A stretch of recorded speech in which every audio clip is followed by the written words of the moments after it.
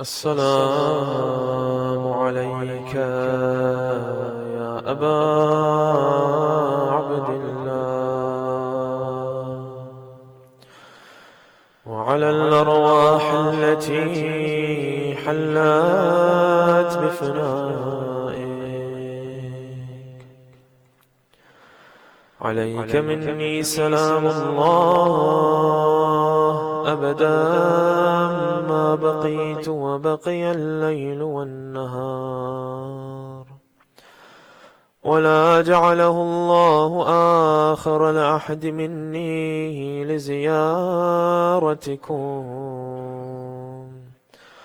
السلام على الحسين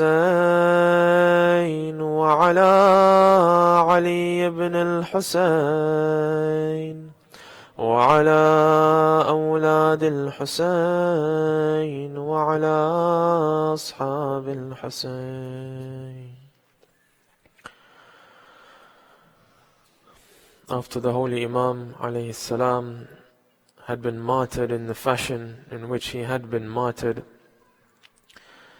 the body lay bare on the plains of Karbala, wounded with arrows and spears from every angle. The enemy folk froze, they looked on, they've accomplished what they came to accomplish, and now they didn't know what next to do. They now looked at the holy body of the Imam, and they realized that the Imam's body still had clothing on top of it, his finger still had a ring on it, his armor was still on his chest. And they looked around and they saw that other bodies had been trampled upon, other bodies had been dragged in the dust, but they had come for the Imam's body. Slowly but surely, one by one, they began to approach the holy body of the Imam. Ishaq from the enemy camp came to the body of the Imam, and he saw the Imam was still wearing a shirt. Imam had said that I fear that when they kill me, they will take off my clothes, and so give me these shirts. And he took an old shirt and he tore it apart, with the intention that when these enemies come towards his body after his death, they shall see that this shirt is of no use to them. But they took it for war booty. They wanted to show Yazid that they took part in the massacre. They wanted gifts and rewards from Yazid. Ishaq came closer to the Imam. He ripped open his shirt and he wore it himself. As the Imam's chest lay bare, it is mentioned that one could see over 100 different wounds of arrows and spears on his blessed chest.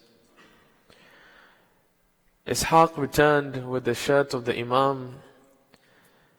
So Bahr took his opportunity and came towards the Imam's body. He noticed the Imam's legs were covered. So he came close and he ripped the trousers that the Imam was wearing, the covering on his legs. Akhnas came close and he saw that the Imam's legs are now bare, the Imam's chest is bare, but his head still had a turban on top of it. He snatched away the turban of the holy Imam. Aswad came close and he saw the Imam was still wearing his boots and his sandals. So he robbed the Imam of his shoes. Bajdal came close and he sees that now the Imam is laying pretty much bare, that his shirt has been snatched, his trousers have been looted, his turban has been taken off his blessed head, even his sandals, his shoes have been removed. But Bajdal notices that on the hand of the Imam there is a ring on his finger. And anything that he can take as war booty will assist him in standing in front of Yazid. But you know how he takes off the ring from the finger of the Imam? He doesn't slowly hold the hand of the Imam and slowly pull this ring off. He takes it off in the most cruel and brutal fashion. the quickest way possible to his mind. It is said that Bajdil cuts off the finger of the holy Imam. Qais comes close and he sees that there's a robe of the Imam nearby, and so he snatches the robe. The sword of the Imam, which is left on the plains of Karbala, was seized by Jumi'. Each and every one has now come and plundered the holy body of the Imam, taking anything that they could.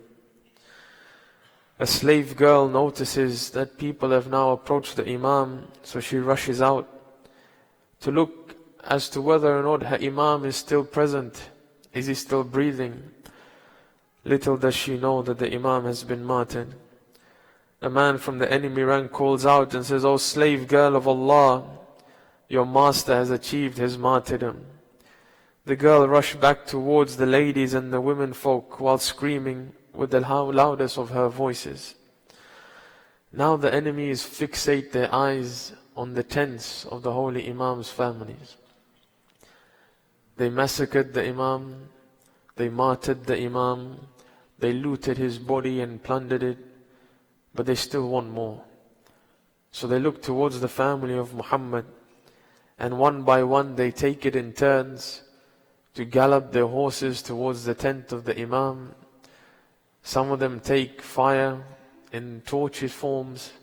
They're holding torches in their arms and their hands, and as they come close to these tents, they begin to light them. As they light these tents, the young children, the ladies, the weak men that are left behind, the young boys, notice that the tent is now being set alight.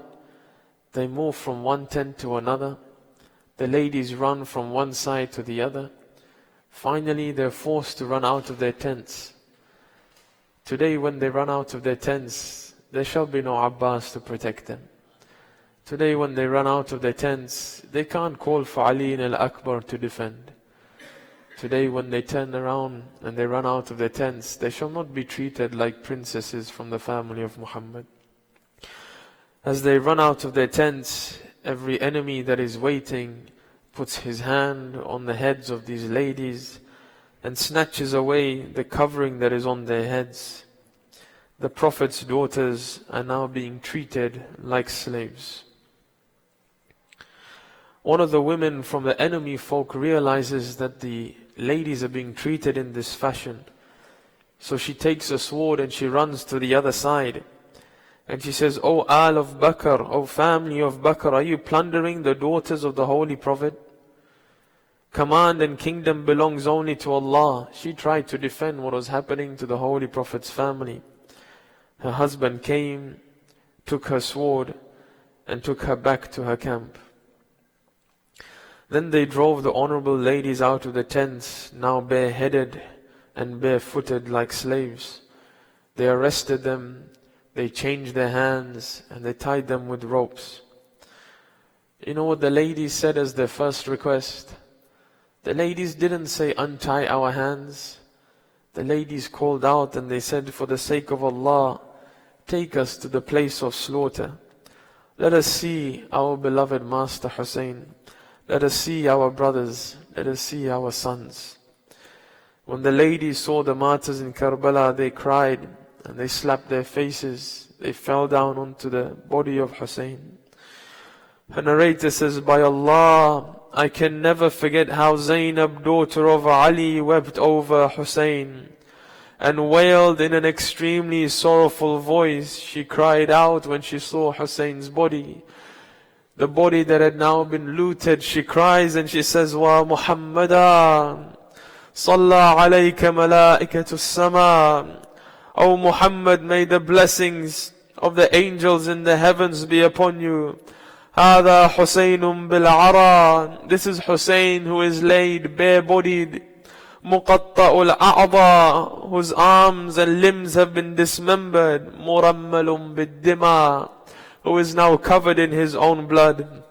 O Muhammad, she says, وَبَنَاتُكَ سَبَايَا. O my grandfather Muhammad, today your daughters have been taken as captives and as slaves. She says, I convey my complaints to Allah. I complain to Muhammad al-Mustafa. I complain to my father Ali al-Murtada. I complain to Fatima al-Zahra and Hamza Sayyid al-Shuhada. O Muhammad, here is Hussein who has been killed by the men of illegitimate birth in the desert. O Muhammad, the wind is beginning to cover him and the sand. O Muhammad, we seek safety from all this grief and sorrow, all these hardships and calamities which are meeting us and have met Aba Abdullah. It is as if my grandfather Rasulullah has left the world today. She calls out and she says, O companions of Muhammad, these are the progeny of Muhammad who are being treated like slaves. O Muhammad, your daughters are captives today and your progeny has been assassinated. She begins to cry and wail until the enemy folk also begin to tremble. The reporter says, by Allah, Zainab caused both friends and enemies to weep with her sorrowful cry.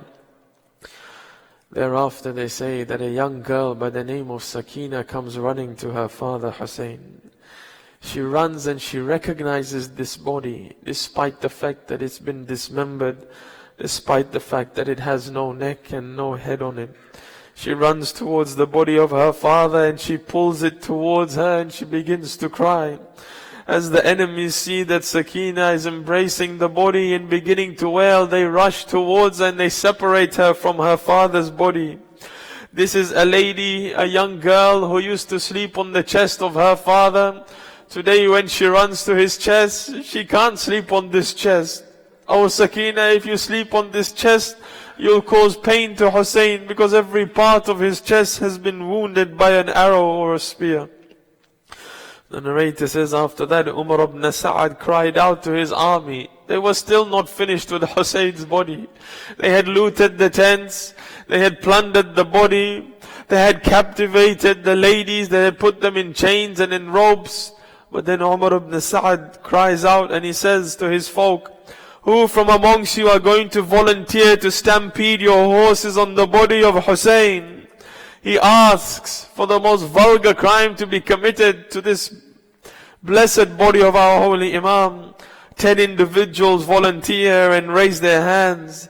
They mount their horses and they begin to gallop into the midst of the battlefield. They jump with their horses and their hooves come crashing down onto the back of Hussein. The back and front of Hussein alayhi salam is broken. The narrator says those 10 men, once they completed their actions and finally when they came to Ibn Ziyad with pride on their faces, they said, "Oh Ibn Ziyad, it is us." He says, "What did you do?" They said, "We are the ones who have crushed the chest and the back of Hussein by driving our horses with strength and jumping on his body."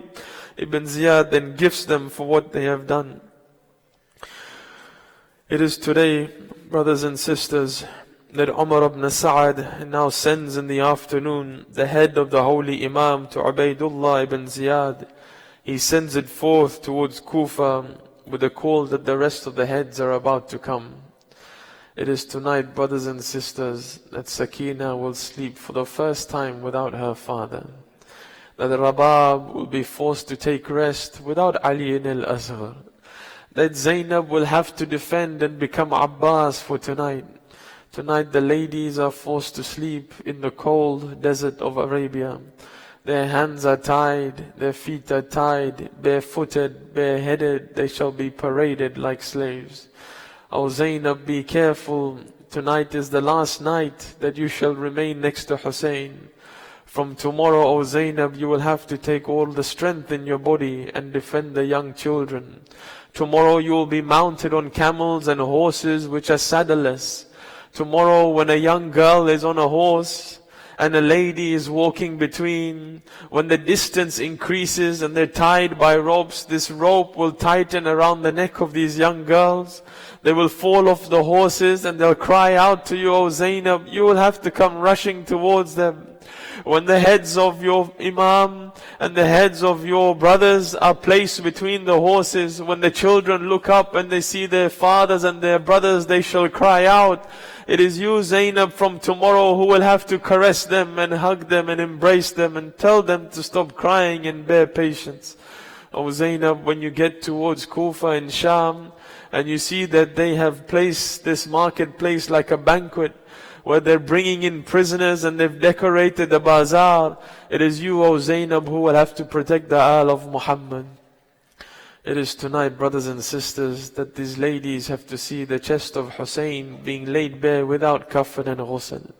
You expect that whenever a Muslim passes away, whether he is known or unknown, whether she is known or unknown, poor or wealthy, famous or infamous, it is the right of every Muslim body that it should be washed and it should be covered with a kafan and then placed in a grave.